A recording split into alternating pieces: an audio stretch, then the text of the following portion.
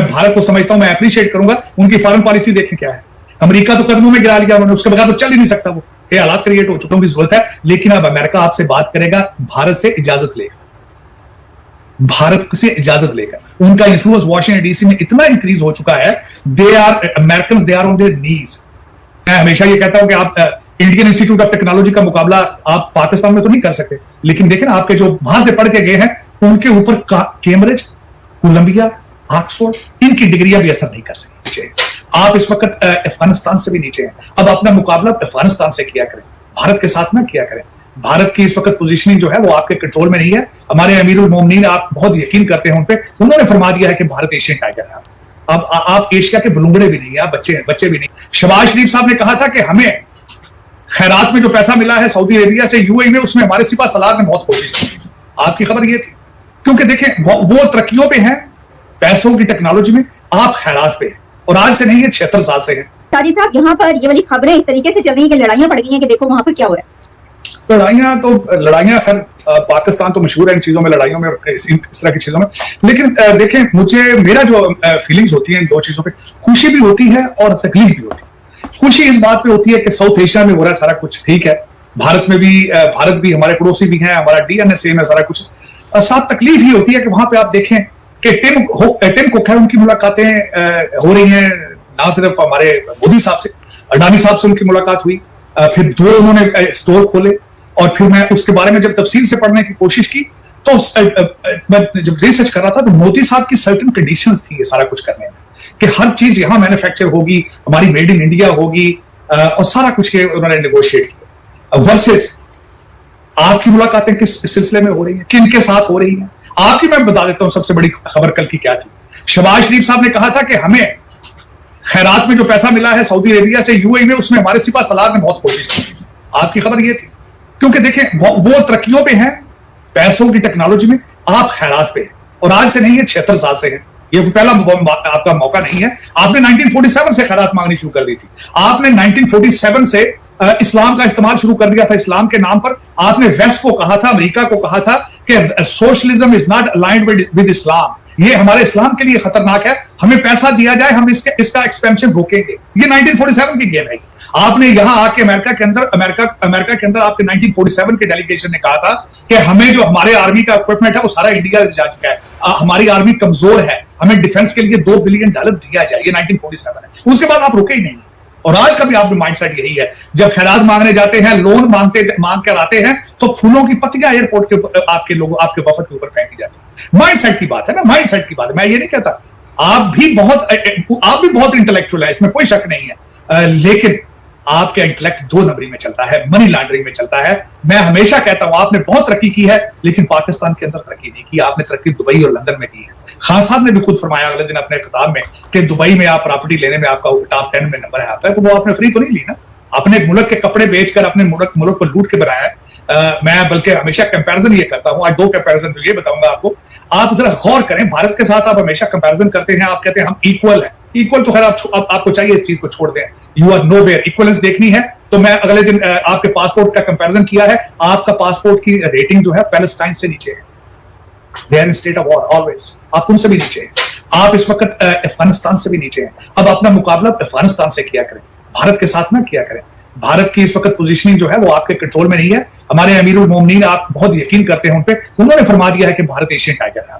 अब आप एशिया के बलूंगड़े भी नहीं है, आप बच्चे भी नहीं है। और दूसरा, मैं सबसे बड़ी बात यह है कि वहां पे टिम कुक का जाना, ये सारा कुछ करना, फैक्ट्रियां लगानी, फार्मास्यूटिकल में उनकी मनापली पूरी दुनिया में होनी, इसके पीछे एक चीज है, सिर्फ एक चीज, उनकी तालीम और लॉ एंड ऑर्डर। ये दोनों चीजें आपके किस रेडार पर ही नहीं। आपके इस वक्त जो लोग आपको चला रहे हैं, और आगे भी मैं आपको फ्यूचर का बता देता हूं। वॉल स्ट्रीट जर्नल ने आर्टिकल लिखा है हमारे पीटीआई इमरान खान के बारे में। उस आर्टिकल को मेरे ख्याल में आपको चाहिए था उर्दू में ट्रांसलेट या पंजाबी में करके ट्रांसलेट लोगों को बताएं कि वो क्या है। उसमें उन्होंने वार्निंग दी है। उन्होंने कहा कि 61% पॉपुलेशन इमरान खान की है, लेकिन his behaviour is reckless, he is radical. उन्होंने कहा कि इम्प्रैक्टिकल आइडियाज, कभी मुर्गियां और कट्टे पालने का प्रोग्राम बनाता है, कभी कहता है कि ओवरसीज पाकिस्तानीज पकड़ के यहां ले आऊंगा। ये सारे इम्प्रैक्टिकल आइडियाज हैं। किसी के पास कोई आइडियोलॉजी नहीं है कि आप इस चीज से किस तरह निकल पाएंगे, आप किस तरीके से सर्वाइव करेंगे।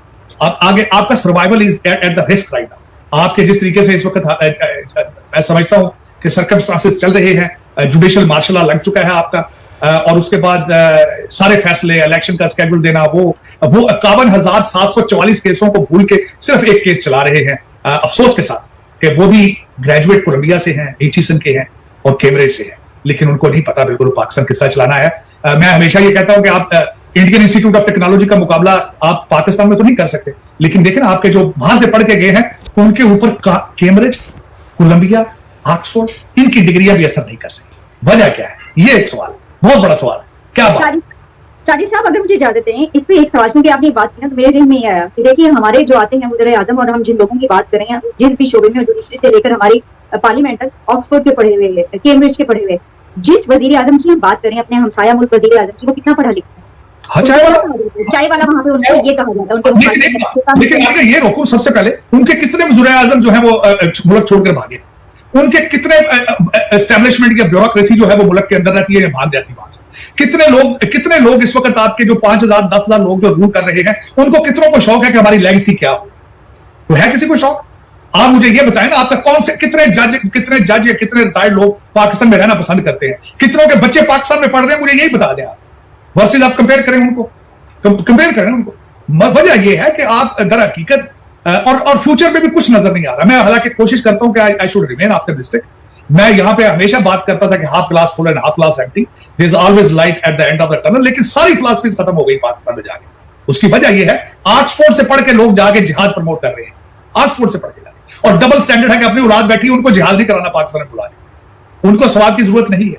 किस तरीके से यहां पे पीर बैठ के आपको नक्शे बना के दे रहे हैं। मैं कल भी अगले दिन एक जगह पे चीखा हूं मैं इस बात में, और मैंने कहा यार कोई टूना पाकिस्तान के लिए भी करो यार, पाकिस्तान के लिए भी कुटूना करो ना, कुछ जादू करो। मैं कहता हूं ठीक है, तुम्हारे अमलियात अगर इतने कामयाब हैं कि इस दिन फलां दिन निकाह करना है तो वज़ीर आज़म बन जाना है, तो कोई डेट निकालो, पाकिस्तान की डेट भी निकालो ना कोई, कि फलां दिन से पाकिस्तान के अच्छे दिन शुरू हो जाएंगे, फलां दिन से IMF गलती से $20 बिलियन छोड़ जाए, फलां दिन कुटूना ऐसा करो, जादू करो कि पाकिस्तान में टिम कुक की पाकिस्तान में आ जाए।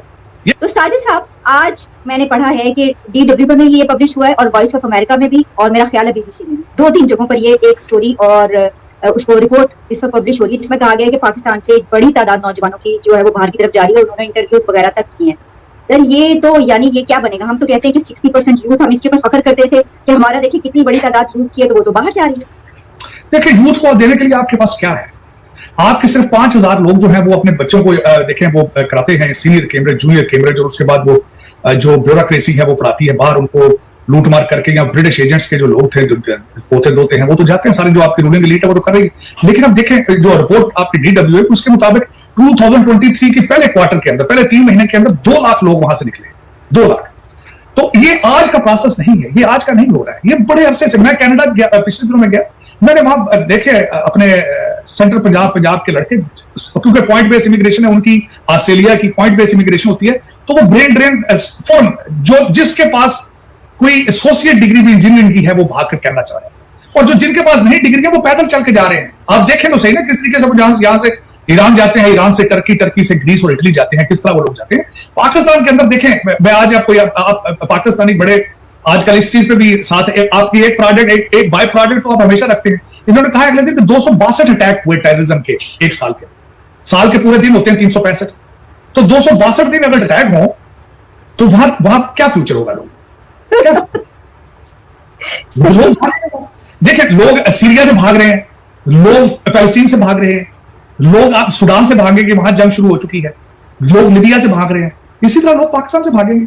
262 अटैक साल में, वहां आपको रहने वाली हालत है। दूसरी इन्फ्लेशन ने कमर तोड़ दी है, चौथी जखीरांदोजी हो रही है, 5वें आपके करप्शन के रेट डबल हो चुके हैं। तो लोग क्या करेंगे, किधर जाएंगे लोग? बिल्कुल मैं समझता हूं कि किसी, मेरे नजर में तो अच्छा, दूसरा देखें, आपके लोग लंदन से आते हैं लूट के, फिर लंदन में चले जाते हैं, जो आपकी रूलिंग एलीट की भी यही हालत है ना, वो कौन सा रहते हैं यहाँ पे, वो भी तो आते हैं। जी साली साहब, अभी जो आपने बातें गिनवाई ना, उसमें एक और खबर जिससे आपसे के साथ बात नहीं हो पाई, वो आपको पता है कि चाइनीज इंजीनियर वाला वाकया, तो ये बात कही जा रही है कि चाइना और पाकिस्तान के जो ताल्लुकात हैं वो इस बिना पर खराब हो सकते हैं। खराब पहले भी ठीक नहीं थे आलिया, क्या हाल, पहले भी इसी किस्म के हालात थे, पहले भी दासू डैम के ऊपर पहले भी अटैक हो चुके हैं, वो पहले भी अपना नीलम बना रहे थे, डैम छोड़कर वापस जा चुके थे।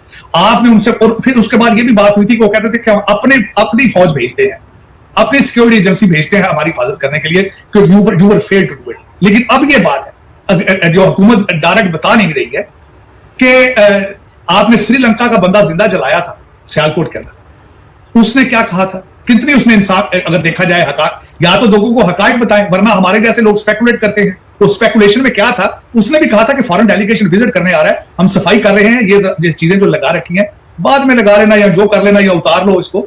तो इस बुनियाद पे उसको मार दिया गया था। और उसके बाद इसके ऊपर एलिगेशन ये है कि वो कहता था नमाज का वक्फा कम करो, और इससे इस्लाम खतरे में आ गया।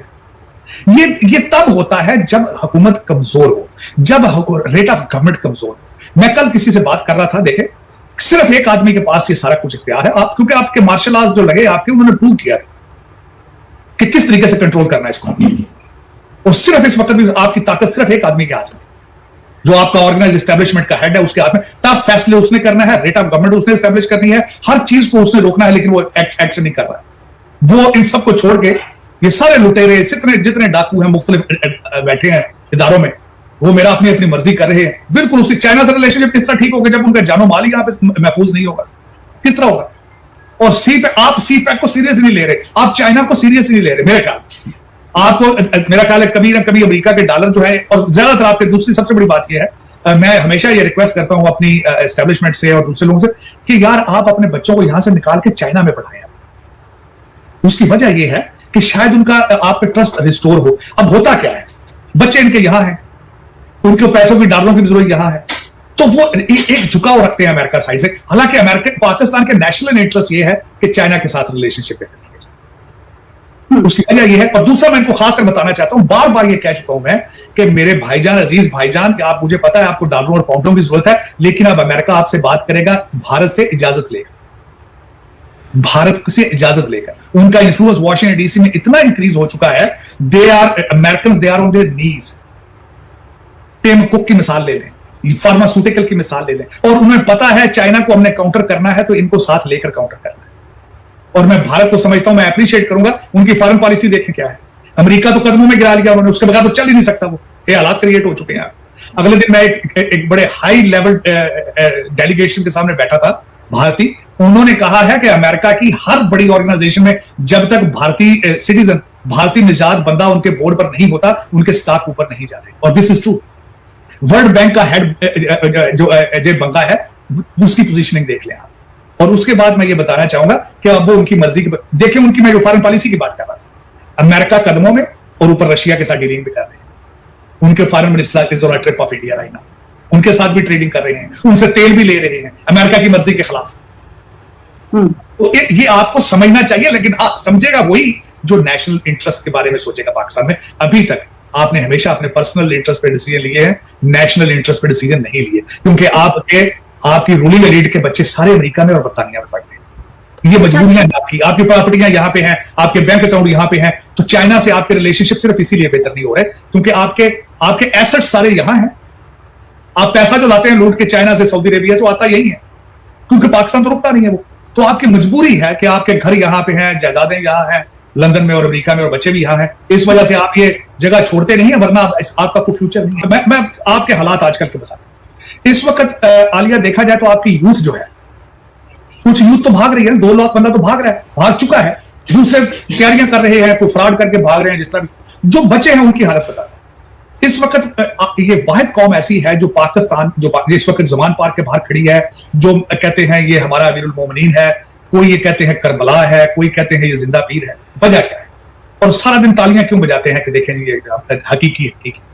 वजह यह है कि इनका गुस्सा है एस्टेब्लिशमेंट के खिलाफ, इनका गुस्सा है अदलिया के खिलाफ, इनका गुस्सा है अपनी बेरोजगारी के खिलाफ। उस गुस्से में वो पाकिस्तान के ऊपर तेल छिड़क कर आग लगा के तालियां बजा रहे हैं साइड में बैठे।